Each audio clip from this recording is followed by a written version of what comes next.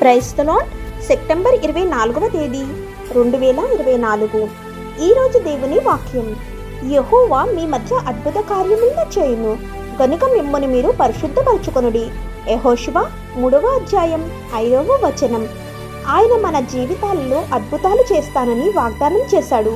పరిశుద్ధాత్మ వలన శక్తివంతం చేయబడినట్లు మనలో ప్రతి ఒక్కరిని యెహోవా మంచి పనులు సిద్ధం చేశాడు.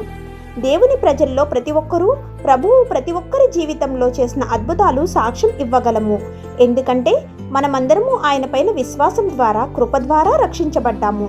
మరియు మనలో ప్రతి ఒక్కరూ దేవుని ప్రేమ వెలుగులో రోజు రోజుకు ఆయనతో నడిచేటప్పుడు మనల్ని మనం దేవునికి అంకితం చేసుకోవాలని పిలువబడ్డాము.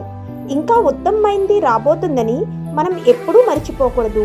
ఎందుకంటే దేవుడు తనను ప్రేమించే వారి కోసం సిద్ధం చేసిన అద్భుతమైన విషయాలను కన్నులు చూడలేనిది మరియు చెవులు గ్రహించలేనిదని కూడా చెప్పబడింది.